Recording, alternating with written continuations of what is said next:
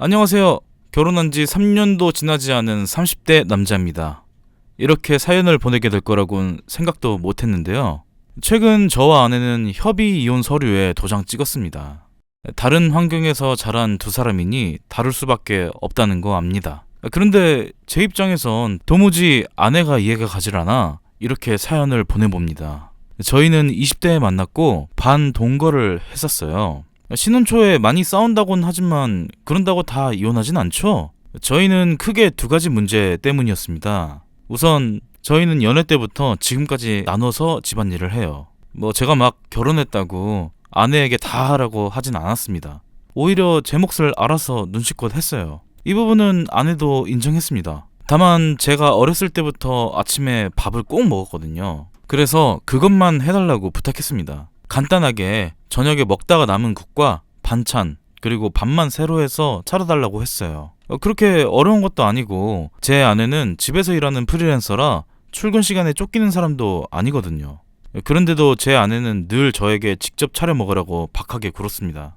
아니 내가 뭐 어려운 부탁하는 것도 아니잖아. 왜 그렇게 아침밥에 집착해? 그냥 혼자 차려 먹어. 전날 해놓은 거 챙겨주고 밥만 새로 하면 되는 걸. 아 진짜 그놈의 밥. 내가 밥 해주려고 결혼했어? 저희 어머니는 일평생 가정주부로 집에 계셨는데 이걸 아내도 알고 있거든요. 그래서 제가 밥도 잘 먹고 다닌 거 알면서 저렇게 말하니 정이 떨어지기 시작했습니다. 심지어 아내는 제가 말하는 것에 반박을 했어요. 오빠는 아침밥이 그렇게 중요하다고 하면서 왜 내가 차려주길 바라는 거야? 그거야 당연히 아내가 남편 밥 차려주는 게 맞잖아. 아니 맞고 틀린 게 어딨어. 내가 가정주부도 아닌데 왜 그래야 돼? 결국 저와 아내는 아침밥을 토스트와 시리얼로 합의 봤어요. 사실 밥을 먹어야 든든하니 사회생활도 하는 건데 아내의 말에 제가 설득당한 셈이었죠. 그런데 아내는 제가 배려해줬음에도 저에게만 강요했어요. 5월은 가정의 달인 만큼 부모님을 만나는 날이 많은데 아내는 먼저 연락드릴 생각은 안 하고 친정에 가겠다고 통보를 했습니다. 여보, 8일에 오빠도 온다네. 우리도 가서 저녁까지 해결하고 오자. 뭐? 그럼 우리 엄마 아빠는? 어머님 아버님은 주말에 시간 보내거나 하면 되잖아. 너 진짜 이기적이다. 어버이날이면 시댁 먼저 아니야? 왜 시댁이 먼저라는 거야? 뭐? 아니 우리 부모님은 항상 그랬어. 외갓집은 간 적도 없다고. 뭐? 오빠, 난 그렇게 희생할 생각 없어. 늘 이런 식으로 저희는 서로의 의견을 조금도 굽히지 않았어요. 결국 올해 어버이날은 각자 집으로 가서 알아서 보냈죠. 저희 부모님 댁은 집에서 5분 거리인데 얼굴 한번 비치는 게 그렇게 어려운 일인가요? 솔직히 저희 부모님이 아내한테 뭘 시키지도 않고 오히려 반찬이며 몸에 좋다는 것들을 바리바리 싸주십니다.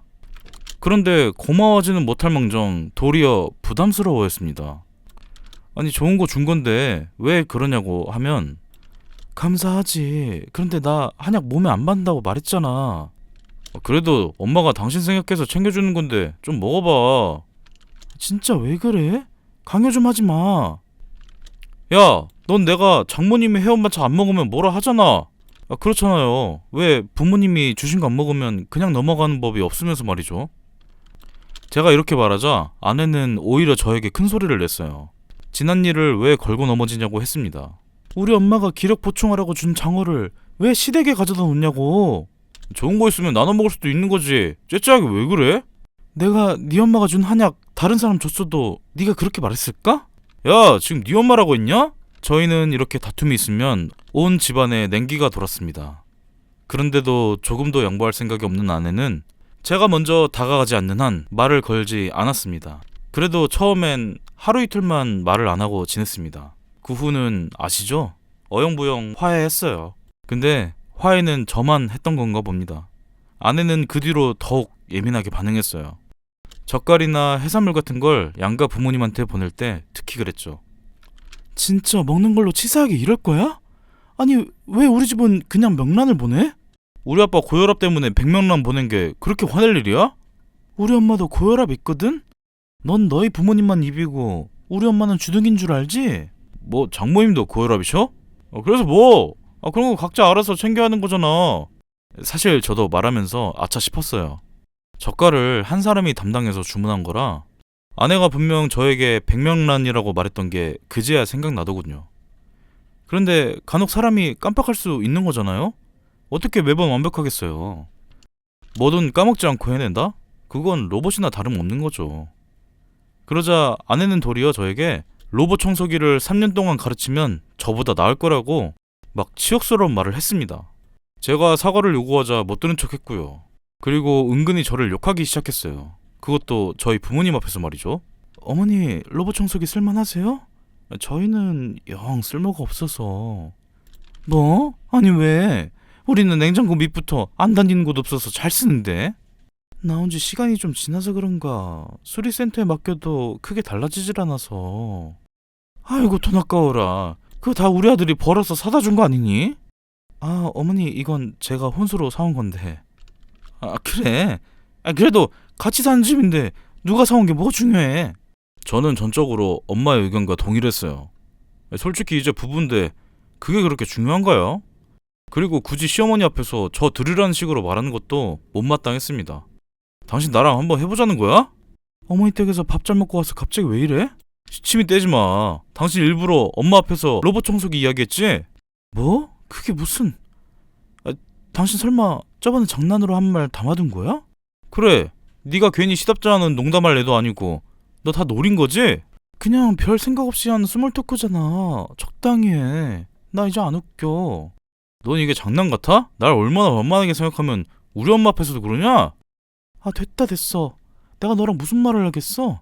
그만하자. 지겹다 지겨워. 야 너 지금 네가 먼저 그만하자 한 거다. 저는 그만하자는 말을 쉽게 한 아내한테 실망했어요. 어떻게 평생을 함께한 사이인데 저리 쉽게 그만하자는 말을 하는 건지.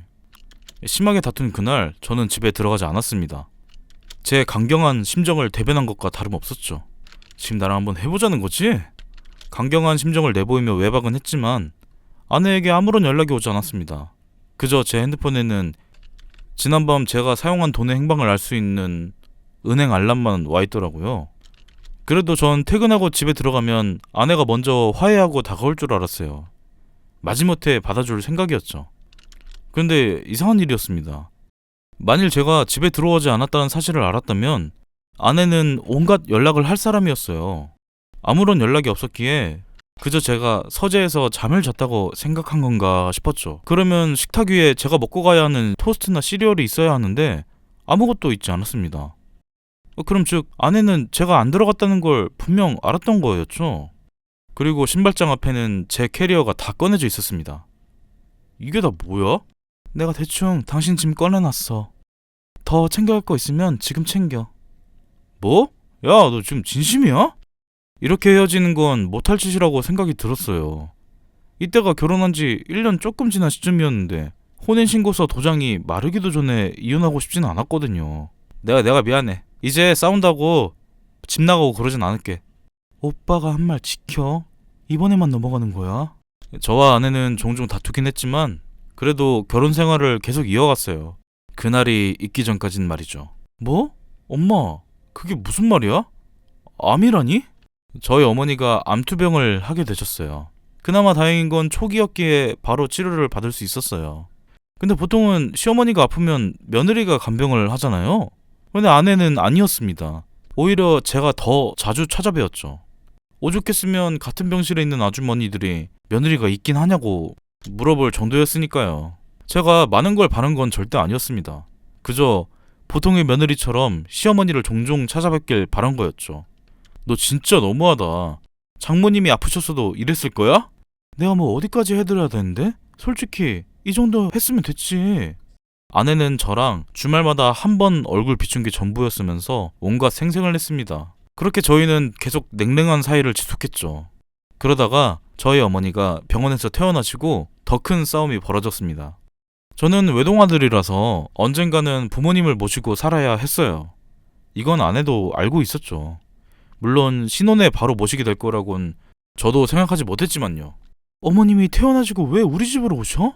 퇴원하고 일상생활하는 데는 문제 없다고 하는데 그래도 좀 보필해드리면 좋잖아. 어머님이 집안일 하기 불편하시면 아버님이 하시면 되는 거잖아. 야! 우리 아빠는 태어나서 한 번도 집안일이라곤 안 해보셨어. 그러니까 며느리인 내가 당연히 어머니도 모시고 살면서 아버님 밥도 차려드려야 한다는 거잖아. 왜 또 그런 식으로 받아들여? 그냥 좋은 게 좋은 거잖아. 내가 너희 집 가정부 노릇하려고 결혼한 건 줄 알아? 아니, 부모님이 아프시면 서로 도울 수 있는 거 아닌가요? 저는 장모님이나 장인어른이 아프셨어도 똑같이 행동하자고 했을 겁니다. 그런데 아내는 다르게 생각하더라고요. 오히려 제가 이기적이고 못됐다고 했습니다. 내가 아니라 아침밥도 안 해주고 우리 엄마 병문안도 안 가는 네가 이기적인 거지. 뭐? 아내는 그 뒤로 집에 들어오질 않았습니다. 장모님에게 연락을 드렸지만 어디 있는지 모르겠다고 하시며 아내의 행방을 알려주지 않으셨어요. 결국 저희 어머니는 태어나고 바로 집으로 가셨습니다. 아들이 본인 때문에 이혼당하고 혼자 사는 것보다 자기가 고생하면서 사는 게 낫다고 생각하신 거였죠. 저는 그런 부모님을 생각하면 눈물이 앞을 가렸습니다. 그런데도 아내는 굽힐 생각이 없어 보였어요. 오히려 제가 들어오라고 연락해도 아무런 답장을 하지 않았죠. 저는 화가 났습니다. 부모님 모시는 게 뭐 어려운 일이라고 이렇게 기싸움을 벌이고 있는 건지. 전 결국 아내에게 최후 통보를 했습니다. 집에 들어와. 오늘까지 안 들어오면 우리 사이도 정리하자. 아내가 저한테 했던 회유처럼 먹힐 거라고 생각했어요. 그런데 아내는 예상과 달랐습니다. 이 집 공동명의니까 정확하게 반으로 나눠. 가구나 가전 뭐 필요한 거 있어? 너 지금 오랜만에 집 들어와서 할 말이 그게 다야? 정리하자고 먼저 말한 건 오빠잖아. 그래, 알았어. 저 안마의자는 내가 할부 내니까 내가 가져간다. 이때까지만 해도 언제든 다시 되돌아올 수 있을 거라고 생각했습니다.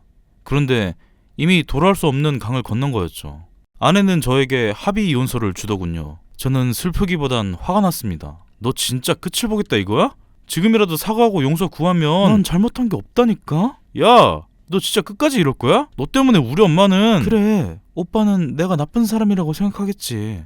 아내는 오히려 상처받았다는 표정을 지으며 짐을 정리했습니다. 저는 그런 아내를 보면서 피해자 코스프레라고 하죠? 모든 잘못을 제대로 인정하지 않는 것이 어이가 없었습니다. 그렇게 저희는 합의 이혼을 진행하고 있는데 이 사실을 알게 된 부모님이 저에게 한 가지 당부를 하셨죠.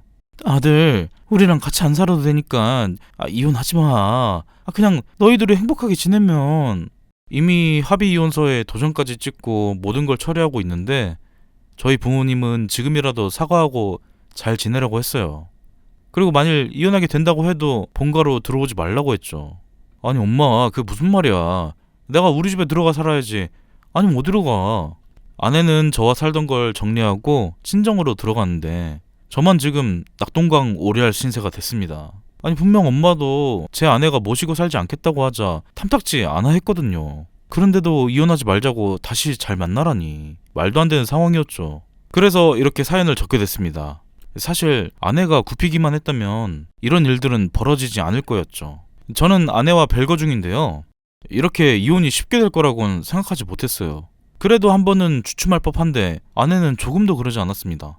우리 집 부동산에서 연락 왔는데 내일 계약한대. 돈 들어오면 보내줄게. 그래, 알겠어. 고마워. 가구나 가전도 팔리면 연락할게. 넌 진짜 끝까지 나한테 미안하단 말 한마디 안 하네? 제가 많은 걸 바란 게 아닌데 말이죠. 어떻게 평생을 함께 하기로 한 사람이 이럴 수 있는 걸까요? 왜 조금 더 저에 대한 배려가 없는 건지. 이렇게 본인밖에 모르는 사람이라면 결혼 약속을 하지 않았을 겁니다. 저야말로 아내에게 속았다고 생각했어요. 그런데 며칠 전 제가 술 마시고 아내에게 연락을 했어요. 야, 너 진짜 나 사랑하긴 했니? 오빠야말로 날 사랑하긴 했어? 내가 먼저 물어봤잖아.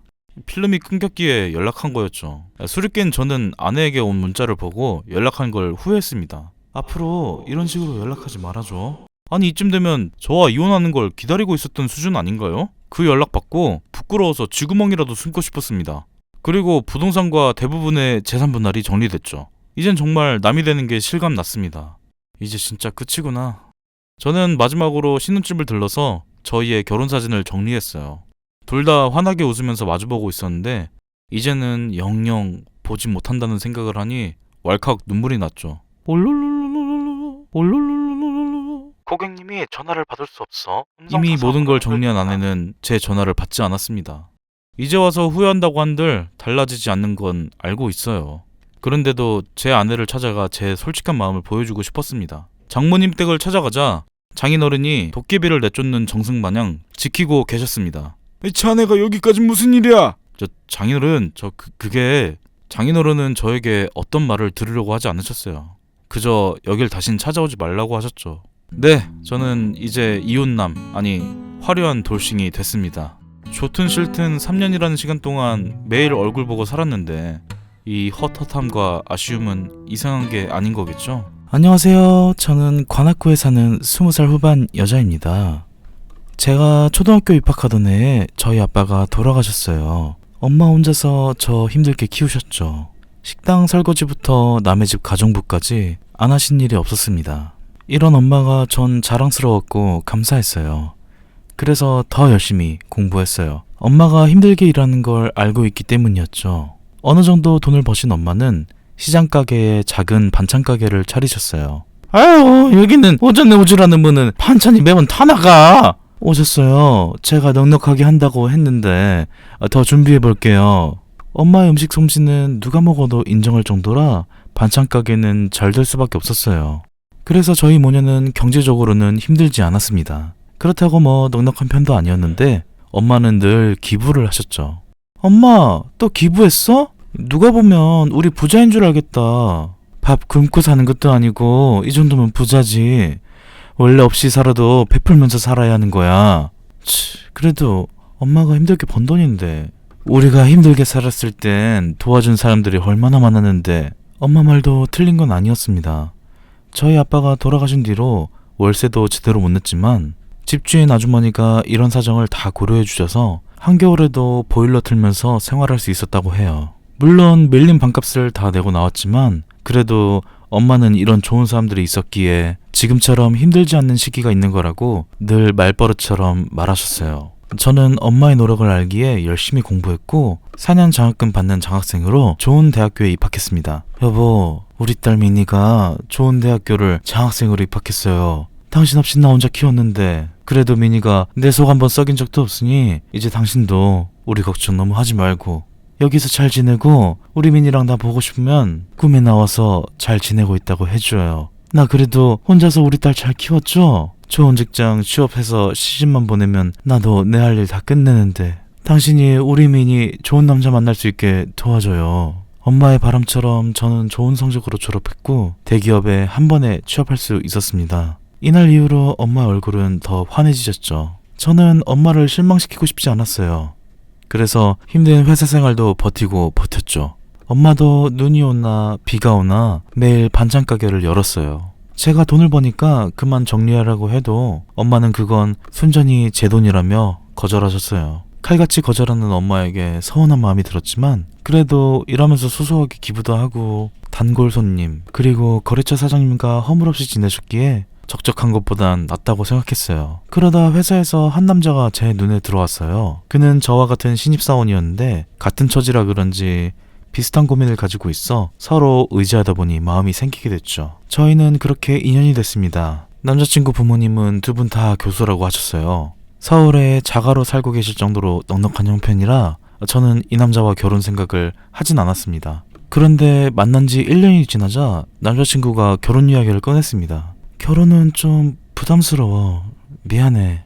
미니야, 난 너 아니면 진짜 안 돼. 우리 부모님 내가 잘 설득해볼게. 제발. 사실 남자친구 부모님은 저를 탐탁치 않아 하셨어요. 제가 드린 선물도 거절했을 정도니까요. 그러기에 그와 결혼은 더 생각이 없었는데 남자친구의 확고한 마음에 저도 흔들렸고 결국 그렇게 하기로 했습니다. 저는 이 소식을 엄마에게 말씀드렸죠. 사귀는 동안 얼굴 한번 보여드린 적 없지만 그래도 엄마는 생일이나 기념일마다 제가 손에 들고 오는 걸 보면서 남자친구가 자상인 사람인 것 같다고 좋게 기억하고 계셨고 제 결혼 소식을 너무나 좋아하셨습니다. 그러면서 한편으론 걱정이 되셨는지 저에게 조심스럽게 물으셨죠. 딸, 근데 남자친구 집에서 아빠 없는 걸로 뭐라고 하진 않으니? 엄마, 요즘 세상에 누가 그런 걸로 뭐라 해. 걱정 마. 아니, 그럼 다행인데 그래도 엄마는 미운 털 박힐까 봐. 내가 그만큼 좋은 며느리가 될 거라 괜찮아. 말은 그렇게 했지만 저는 불안했어요. 남자친구가 부모님을 설득한다고 한들 상견례는 진행해야 하는 거고 거기서 어떤 말을 들을지 모를 일이었으니까요. 그래서 계속 남자친구에게 진짜 허락받은 거냐고 물어보자 남자친구는 오히려 좋아하셨다며 상견례 전에 집으로 밥 먹으러 오라 했다고 하는 겁니다. 쇳불도 단김에 빼라고 당장 그 주 주말에 저녁 식사를 하게 됐습니다. 저는 어떤 선물을 사갈지 고민했는데 엄마는 제 손에 바리바리 싸주셨어요. 이거는 엄마가 한 간장게장이고 이거는 저 옆집 정육점 아저씨한테 부탁해서 제일 좋은 부위로 한우 선물 세트 준비했어. 엄마 이런 거 안 해도 된다니까.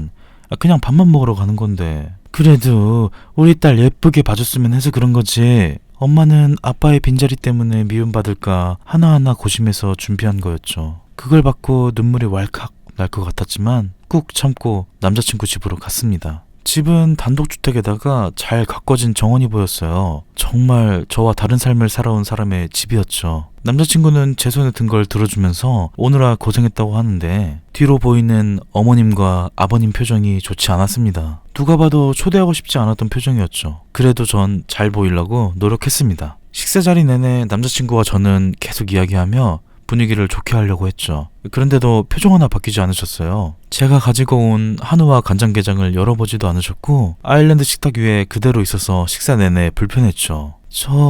저희 어머니가 작은 반찬 가게를 하시는데 솜씨가 좋으셔서 간장게장을 좀 가져왔어요. 그러자 어머니는 식탁을 보셨고 이런 거 가지고 와야 누가 좋아한다고. 엄마 왜 그래?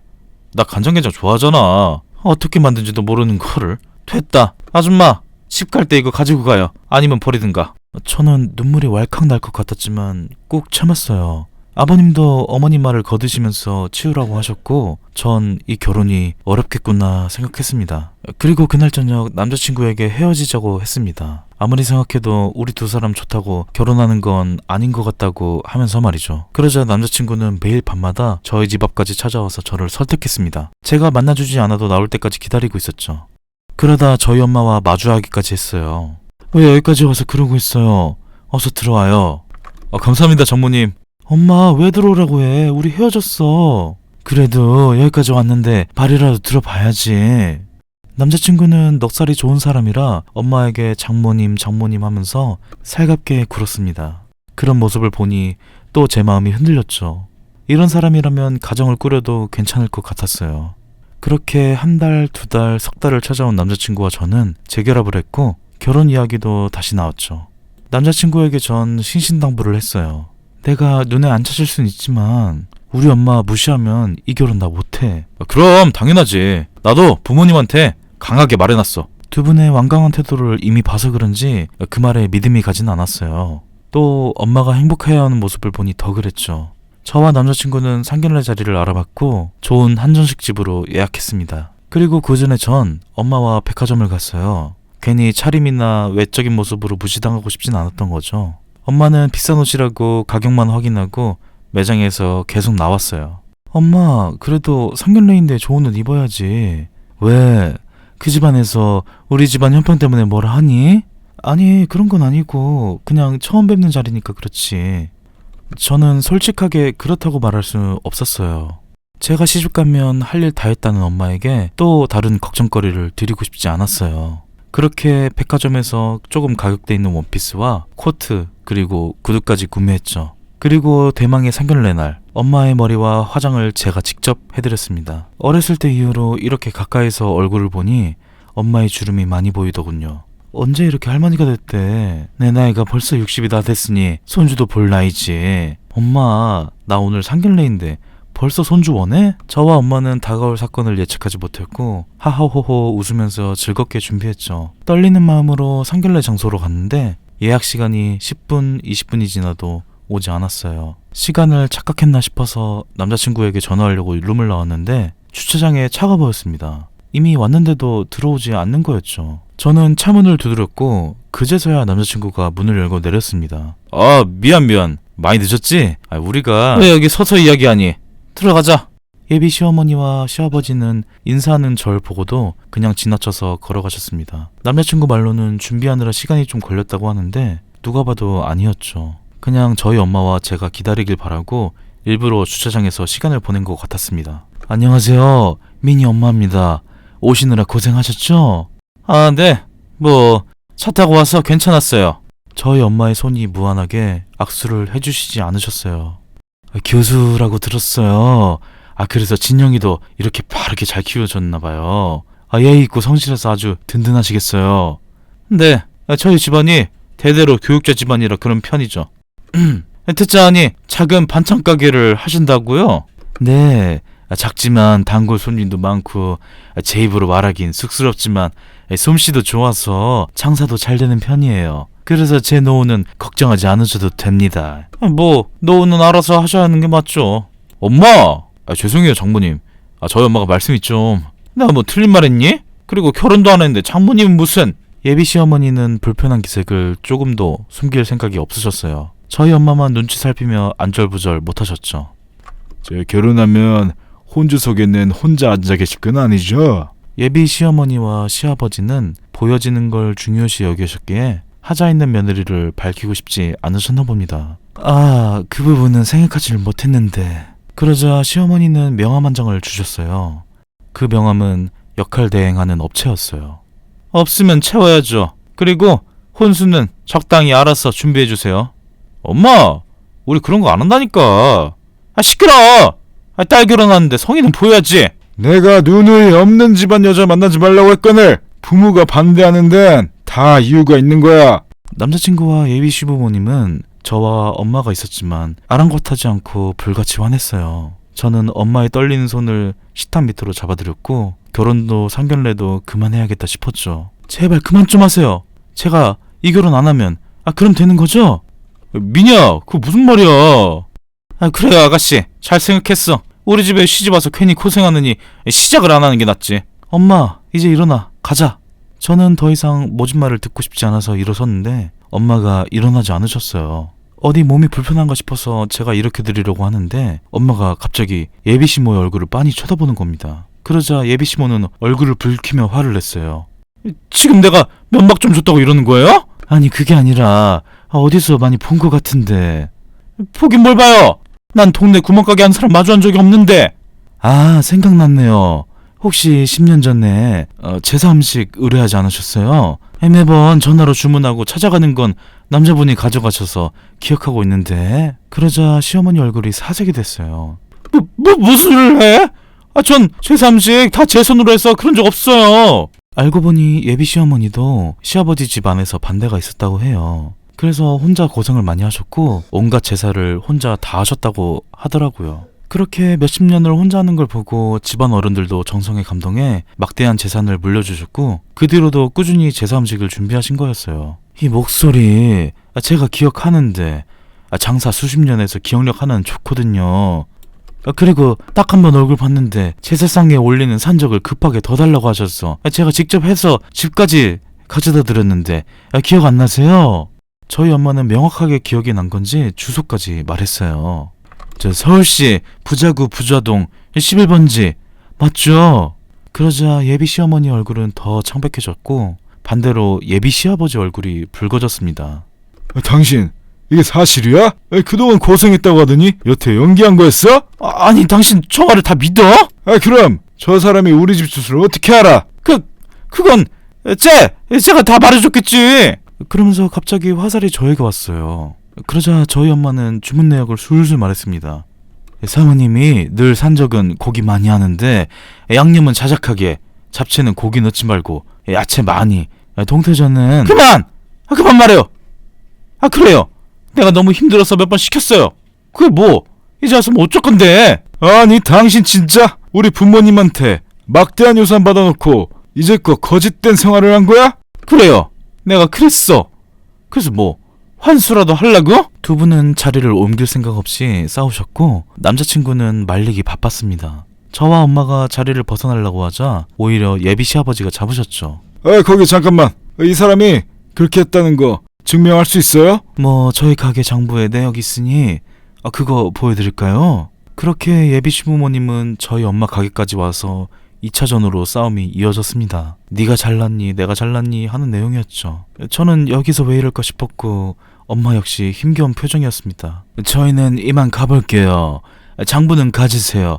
이미 오래된 거라 저희는 필요 없으니. 아니 이거 우리가 왜 가져요? 아니 뭐 이혼할 때 증거 서류로 쓰시려고 하신 거 아니세요? 그러자 예비 시모의 얼굴은 사색이 됐습니다. 이혼? 여보, 당신 지금 그런 생각해요? 여태 날 속여놓고 그럼 계속 살 거라고 생각했어? 아니 내가 고작 채소 음식 하나 때문에 이혼이라니. 당신이 우리 집에 시집와서 있었던 이유가 그거 하나야. 근데 그게 다 거짓말이면. 두 분의 싸움은 예비 시아버지의 승리였죠. 그 뒤로 이혼을 했는지는 모르겠지만 전 남자친구는 저에게 연락을 계속했어요. 내가 진짜 이번에 잘 설득했어. 우리 다시 시작하자. 이미 안 좋은 모습을 다 봤는데 어떻게 그런 집안에 시집 갈 수 있나요? 전 단칼에 거절했고 바로 차단했습니다. 엄마도 잘했다고 하셨죠. 그래, 우리 딸 잘했어. 그런 짓 말고 우리 딸 아껴주고 사람이 된 집안으로 잘 알아보고 결혼해도 안 늦어. 엄마의 바람처럼 저는 좋은 남자를 아주 가까운 자리에서 만나게 됐습니다. 엄마 반찬 가게에 야채를 납품해주는 아저씨가 절 예뻐하셨거든요. 매번 며느리감으로 딱이라고 하셨는데 어쩌다 보니 정말 며느리가 됐네요. 아빠가 안 계신 걸 알고도 별 말씀 없으셨고 오히려 저에게 아빠가 되어주셨어요. 비 오는 날에 절 데리러 나오시기도 하니 정말 아빠 같은 시아버지셨죠. 저는 전 남자친구와 정리한 뒤 퇴사했어요. 사내 연애로 인한 건 아니었고 저희 엄마 가게가 대박이 나서 체인점도 내고 밀키트 사업까지 하느라 제가 같이 일하지 않을 수 없었거든요. 오히려 그때보다 더 많이 벌고 있고 보기 싫은 사람 얼굴 안 봐서 너무 편해요. 집신도 짝이 있다는 말처럼 그 인간도 비슷한 집안과 결혼하겠지 싶었는데 자꾸 저희 집까지 찾아와서 다시 만나자고 하더군요. 제가 퇴사하고 엄마 사업을 돕는 게 반찬 가게 일이라고 생각한 건지 손에 물 한 방울 안 닿게 해준다는데 기가 차서 내 눈앞에서 사라지라고 단단히 말했습니다. 한 번만 더 찾아오면 스토커로 신고하겠다고 하니 겁을 먹은 건지 그 뒤로 보이지도 않더군요. 정말 저에게 많은 일이 있었지만 그래도 늘 제 편인 엄마가 있어서 든든했어요. 또 이제는 새로운 식구를 맞이해서 행복하고요. 곧 출산 예정인데 저도 제 뱃속 아이한테 그런 엄마가 되고 싶어요. 여러분들도 저처럼 결혼 때문에 마음 상하고 속상한 적 있으시죠? 물론 없으면 좋지만 최악의 상황을 보았을 때 그래, 결혼 전에 알아서 다행이다 라고 생각해보세요. 뭐 너무 당연한 말이라고 생각하겠지만 전 그때 정말 결혼 안 해서 다행이라고 매번 제 남편과 시아버지를 볼 때 느껴요. 진정한 가족을 찾아 새로운 식구를 맞이하는데 큰 어려움 없길 바랍니다. 오늘 사연은 여기까지입니다. 사연자분이 결혼으로 많은 일이 있으셨는데 그래도 좋은 결말이 있어 참 다행이죠? 여러분도 누군가에게 말 못할 고민과 걱정거리가 있다면 저희 채널에 사연 남겨주세요. 때론 누군가가 내 이야기를 들어주거나 대신 고민해줄 때 답답함이 풀리기도 하니까요. 오늘도 돌고 도는 썰 들어주셔서 감사합니다. 좋은 밤 보내세요. 안녕하세요. 35 여자입니다. 결혼한 지 5년이라는 시간이 흘렀지만 저희 부부는 아이가 없었어요. 낳으려고 노력도 해봤지만 번번이 유산을 하니 저도 힘들더군요. 남편도 저도 신혼일 때는 그래도 애가 없어도 괜찮았습니다. 오순도순하게 살며 잘 살았어요. 종종 해외여행도 가고 나쁘지 않았는데 남편은 아니었나 봅니다. 저 몰래 바람을 피더라고요. 그냥 몇 번 만나서 밥 먹은 게 다야. 너는 밥 먹은 사람한테 사랑한다고 하니? 나 원래 사랑한다는 말 잘해. 괜히 이상한 생각하지 마라. 연애할 때는 그래도 다정했지만 결혼하고 시간이 흘러서 무던해진 건지 남편은 저에게 사랑한다는 말을 하지 않았거든요. 그런 사람이 밥만 먹었다는 여자한테 사랑한다고 하다니 충격이었죠. 남편은 저에게 문자를 들킨 이유로 늦게 들어왔어요. 어떤 날은 아예 들어오지 않는 날도 있었죠. 저는 안 자고 그가 들어올 때까지 기다리기도 했는데 눈물이 나더라고요. 우린 분명 사랑했는데. 저는 그래서 우리에게 아이가 있으면 관계가 회복되지 않을까 생각했습니다. 사실 주말마다 보육원에서 봉사를 하고 있어서 말 꺼내는 건 어렵지는 않았죠. 뭐? 나보고 남의 자식을 키우라고? 절대 싫어. 그래도 보육원에 가보면 당신 생각도 달라질 거야. 내가 미쳤냐? 아니 누가 나온 줄 알고 집에 데리고 와. 남편의 완강한 태도에 저는 어쩔 수 없이 포기했는데 남편이 입양 이야기를 시어머니에게 한 건지 집에 오셨더라고요. 얘! 너 미쳤니? 검은 머리 짐승을 내 아들한테 키우게 하려고 해? 네? 어머니 그게 집에 그래도 아이가 좀 있으면. 네 몸으로 나올 생각을 해야지. 뭐 입양? 내 눈에 흙이 들어가기 전까진 절대 안 돼. 어머니, 이번에 발리도 보내드렸는데 시어머니는 저희에게 늘 아이가 없다는 이유 하나로 시누이나 아주버님보다 과한 걸 요구하셨어요. 해외여행을 분기별로 가시고 용돈도 받아가셨죠. 심지어 생일에는 명품 가방을 요구하셨어요. 남편은 효자였기에 군말 없이 해드렸고 저 역시 며느리가 무슨 힘이 있어서 거절하겠나요. 원하는 걸 해드리고 더 비싼 걸 사드리면 사드렸지 절대 안 사드린 적은 없었습니다. 그런데 시어머니는 언제나 남편 편만 들었습니다. 저희가 가끔 부부싸움이라도 하면 귀신같이 하시고 쫓아오셨습니다. 얘! 넌 생각이 있니 없니? 네가 이 집에서 하는 게 뭐 있다고 내 아들을 갈고? 밥만 축내는 건 너지? 내 아들은 애 못 낳는 한에 먹여 살린다고 일하는데. 어머니, 저도 일은 하고 있어요. 그리고 아시잖아요, 제가 그이보다 벌이 좋은 거. 그래서 뭐? 그러면 남편 구박해도 된다 이거야? 어머님과 대화는 벽에 대고 하는 수준이었어요. 분명 한 공간에서 같은 언어로 말하고 있는데 의사소통이 전혀 안 되니 일방적인 통보만 있었죠. 시어머니도 남편의 바람을 알고 계셨습니다. 그 여자와 남편, 그리고 어머니 셋이서 만나기도 했거든요. 그것도 저희 엄마가 일하는 가게 근처에서요. 이것도 엄마가 목격해서 저에게 말씀해준 사실입니다. 딸의 남편과 시어머니가 다른 여자와 있는 걸 목격하셔서 충격이 컸을 법도 한데 엄마는 제 걱정만 하셨고 힘들면 언제든 말하라고 하셨어요. 그렇다고 전 혼자 절 키운 엄마에게 짐이 되고 싶지 않았습니다. 저희 엄마는 제법 규모가 있는 갈비집을 운영하십니다. 그래서 시댁 식구들은 저희 엄마 가게에서 돈도 안 내고 매번 고기를 잔뜩 먹고 갔어요. 심지어 동창회나 모임으로 와서 한 푼도 주지 않기도 했습니다. 지금 생각해보면 다 경찰에 신고해야 하지만 그땐 가족이니 참아야 한다고 생각했어요. 양념게장만 따로 챙겨 들었는데 뭐 더 드릴까요? 아유, 그거 말고 뭐 먹을 것도 없던데. 뭐 고마워요. 시어머니는 엄마가 주는 걸 늘 받으면서 고맙다는 말 한 번 하지 않았어요. 엄마는 아빠 없이 자란 절 받아준 시댁이니 늘 고마워하셨습니다. 그래서 시어머니의 행동은 언제나 기고만장했죠. 예! 이번 주 목요일에 우리 집에 와서 음식 좀 해라. 평일은 회사 때문에 좀 힘들 것 같아. 너는? 네 시어머니가 부녀회장이 됐는데 그냥 넘어가려고 하니? 제가 요즘 일이 많아서. 아니면 제 카드로 어떻게. 됐다! 돈 좀 버는 걸로 생색은. 내 알아서 하마. 시어머니는 그렇게 전화를 끊으셨고 그 주 목요일 제 카드로 200만 원이 긁혔습니다. 어디에 사용했는진 알아야 할 것 같아 퇴근 후 서재방에서 나오지 않는 남편에게 어머니가 내 카드를 긁었는데 금액이 좀 크네. 아, 내가 노크하고 들어오라 했지. 남편은 누군가와 통화를 하고 있었던 건지 급하게 손으로 핸드폰을 가리며 소리를 쳤죠. 노크 계속 했는데 당신 통화하느라 못 들었나 봐. 아니, 어머니가 내 카드로 200만 원을 쓰셨는데. 아, 뭐? 엄마가 쓸 곳이 있으니까 썼겠지. 너도 엄마한테 쓰라고 준 카드잖아. 좋은 소리도 듣지 못했고 남편은 그 말을 한 뒤로 집에서 나가 들어오질 않았습니다. 저는 처음엔 다 제 탓을 했어요. 애 못 낳는 몸이라 남자가 집에 정을 붙이지 못하고 돌아다니는 거라고 시어머니가 늘 말씀하셨거든요. 그런데 생각할수록 화가 나더라고요. 사실 저희는 결혼 반반 했거든요. 말이 반반이지 살고 있는 집도 제가 청약된 거고 결혼 전에 혼자 입주해서 살다가 남편이 몸만 들어온 거거든요. 가구나 가전 해오긴 했는데 대부분 시어머니가 쓰던 오래된 물건이라 다시 샀고요. 내가 왜 이런 인간이랑 계속 살아야지?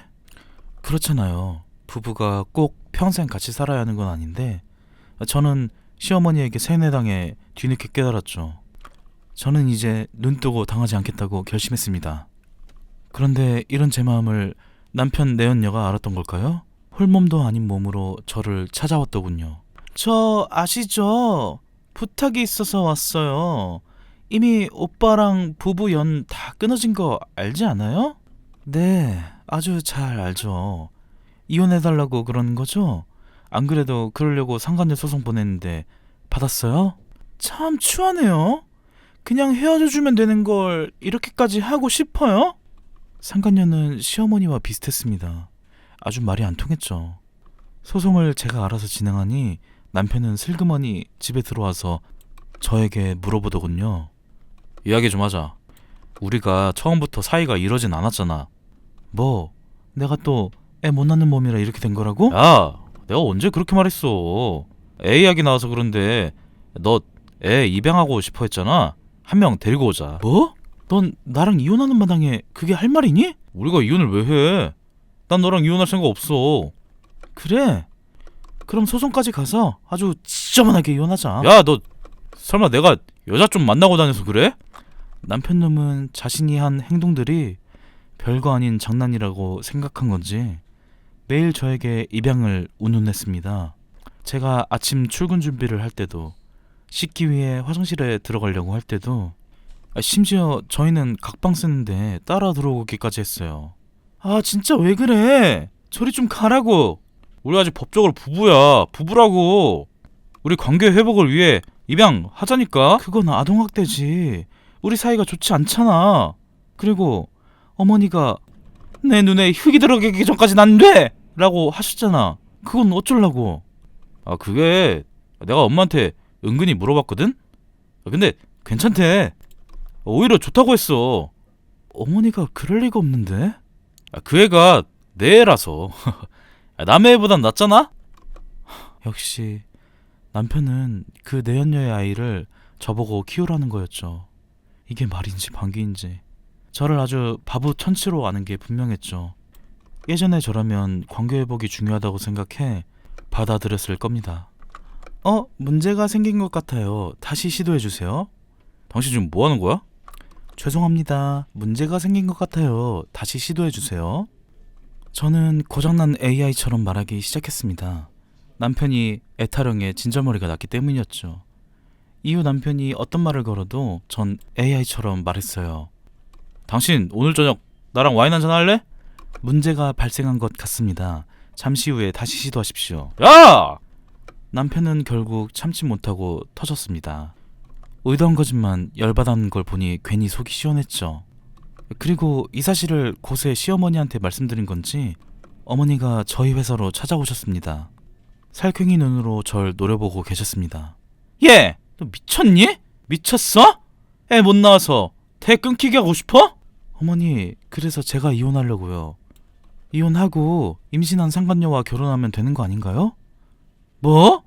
너희 사이가 나쁘진 않은데 왜 이혼을 하니? 아니, 바람을 피우고 있는데 충분한 규칙 사유잖아요. 얘! 네가 우리 애 잘 돌봤어봐. 애가 바깥으로 돌겠니? 아, 그래서 어머님도 말년에 아버님이 새파랗게 어린 여자랑 살림 차렸을 때 별말 안 하신 건가요? 얘! 그 얘기가 왜 나와? 우린 조론이야, 조론. 네네, 전 이혼이고요. 그러니 이제 찾아오지 마세요. 네가 지금 이런 식으로 나오면 내가 네 엄마 가게까지 가서 네가 무슨 짓을 하고 있는지 말하는 수가 있어. 시어머니는 저희 엄마를 만만한 상대로 생각했습니다. 엄마는 결코 만만하지 않은 사람이었지만 딸을 위해, 그리고 부족한 가정 형편을 보듬어 준 것에 고마워서 참고 참으신 거였죠. 그래서 전 그 말에 웃음이 났어요. 네? 어머니가 가서 말이나 제대로 하실 수 있으실까 모르겠네요. 너 지금 나 무시하니? 두고 봐. 내가 아주 후회하게 만들어줄 테니까. 시어머니는 큰 소리로 소란을 피우고 사라지셨죠. 그 덕에 저는 회사에 이혼한다는 소문이 쫙 났어요. 걱정해주는 사람들도 있었지만 오히려 남편과 시댁 걱정을 해주는 사람이 다수였죠. 왜 제 걱정이 아니라 시댁 걱정이었냐면 제가 나름 금수저라서요. 어머, 미희님, 아까 어쩌다가 시어머니 오신 거 봤는데 이혼해요? 하긴 미희님 같이 능력 있고 집도 잘 살면 혼자 사는 게 더 편하긴 하죠. 말씀 감사해요.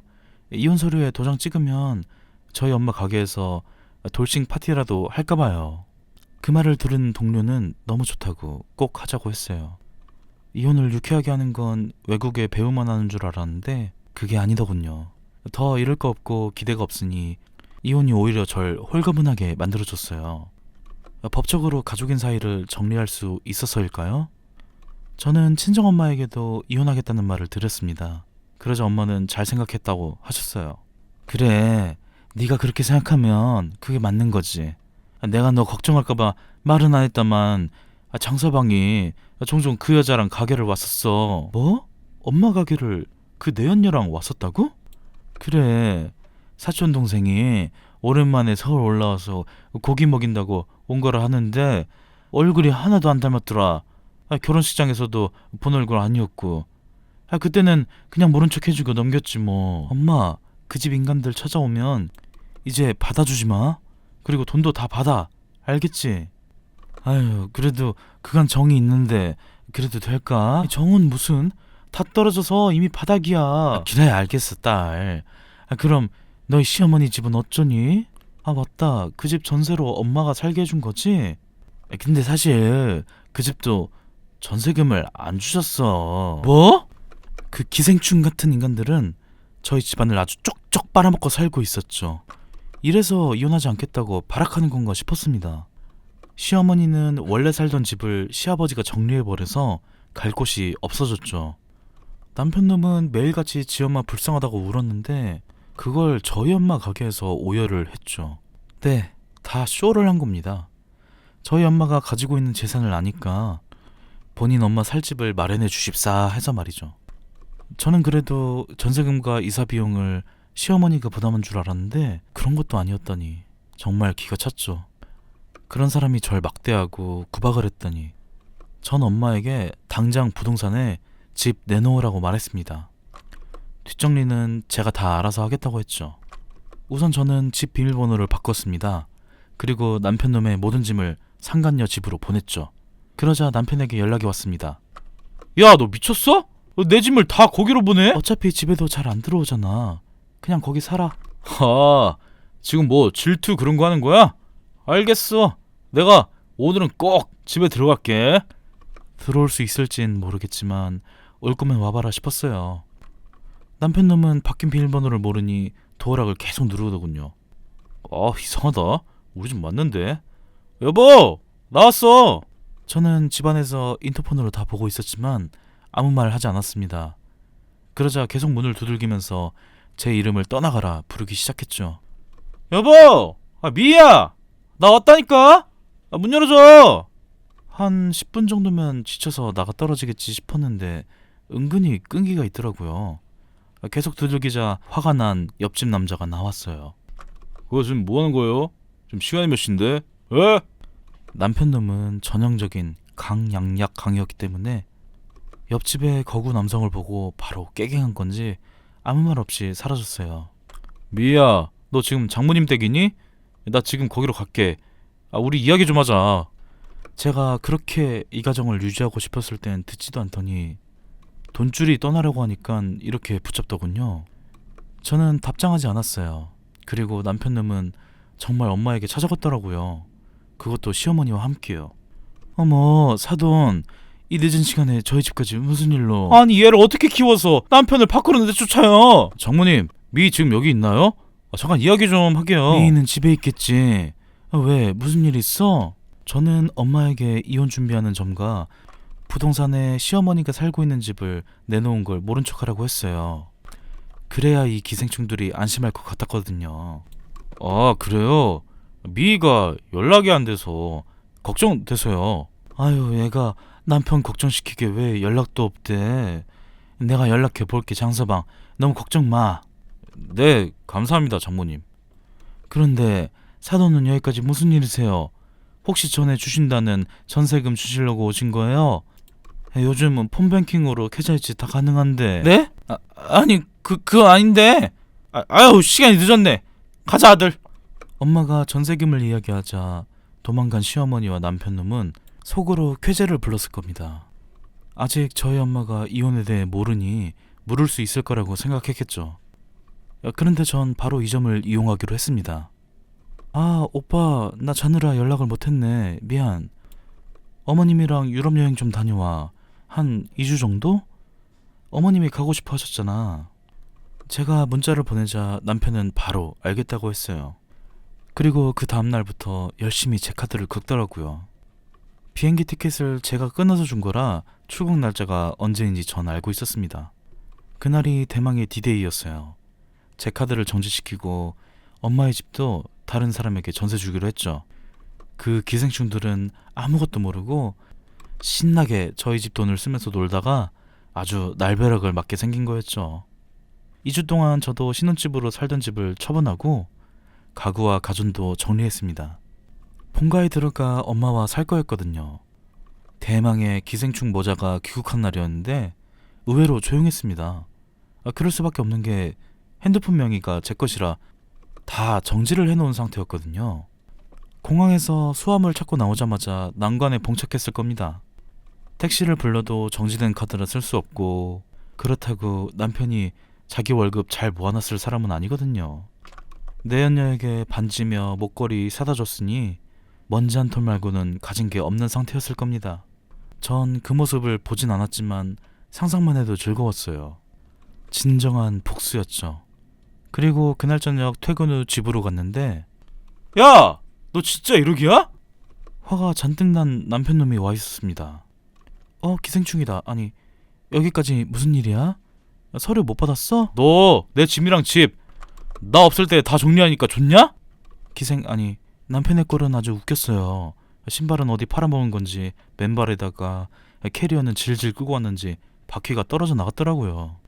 심지어 오물 같은 걸 뒤집어 썼는지 하수구 냄새가 나기도 했습니다. 당신 내연녀 집에 원래 살림 차렸잖아. 거기 계속 살아.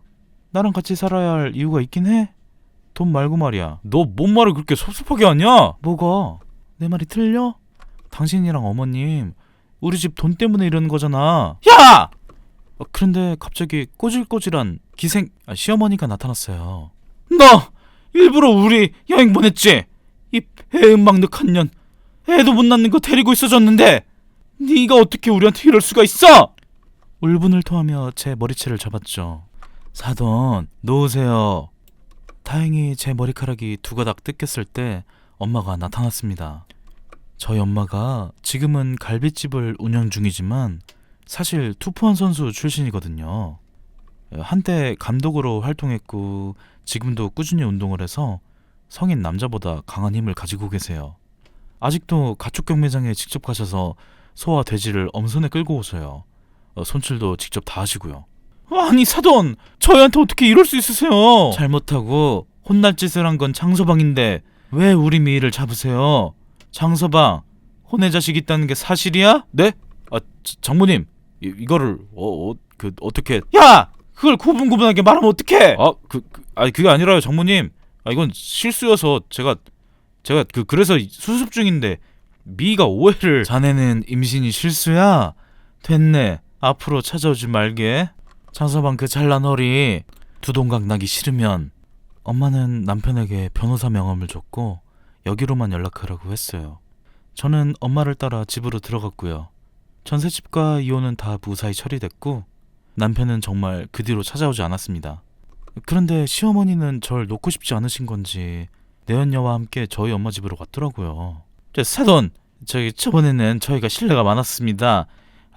오늘은 다름이 아니라 네가 직접 말해라. 애 낳으면 캐나다로 유학 보내주세요. 그럼 연락도 안 하고 나중에 애 보겠다는 말도 안 할게요. 참 기가 막히죠. 아직도 제가 유효한 백지수표라 생각한 건지. 아가씨, 그걸 왜 나한테 말해요? 네? 어머님이 돈은 여기서 받아가면 된다고 했는데. 아니 내가 언제 그런 말을 했다고 그래? 너가 사가고 싶다고 해서 온 거잖아. 뭐하니? 멀쩡한 가정 파탄내서 죄송합니다. 죄송할 거 없어요, 아가씨. 내 딸이 버린 쓰레기랑 잘 지내요. 아니 사돈! 내 아들한테 쓰레기란요! 그럼 쓰레기를 쓰레기라고 하지 뭘 하나요? 기생충은 어떤가? 그저 우리 집에 있는 돈만 밝히면서. 그리고 이혼했으니 사돈이라고 하지도 마세요. 참나, 누군 엄청 사돈 관계 유지하고 싶은 줄 아나 본데. 나야말로 좋거든요. 애도 못 낳는 며느리 들여서 내가 얼마나 고생을 했는데. 고생은 사돈이 아니라 우리 미희가 했죠. 그걸로 애를 얼마나 구박했겠어요. 아휴, 불쌍한 내 딸. 그간 정이 있어서 봐드렸는데 혼수랑 예물로 받으신 샤넬 가방 돌려주세요. 그거 들 때마다 내 딸이 안쓰럽지도 않으세요? 아니 줬다가 뺏는 게 어딨어요? 싫어요. 네, 나요. 엄마의 악력으로 시어머니의 샤넬 가방은 찢어졌고 시어머니는 울면서 샤넬 가방 조각을 맞췄습니다. 그 광경을 목격하지를 못해서 아쉽지만 말만 들어도 속이 후련해졌어요. 그 뒤로 시어머니는 엄마에게 오지 않았습니다. 샤넬 가방 외에도 명품 가방이 몇 개 있는데 그것도 찢겨질까봐 무서웠겠죠. 남편은 잊을만 하면 전남친처럼 연락을 보냅니다. 자니?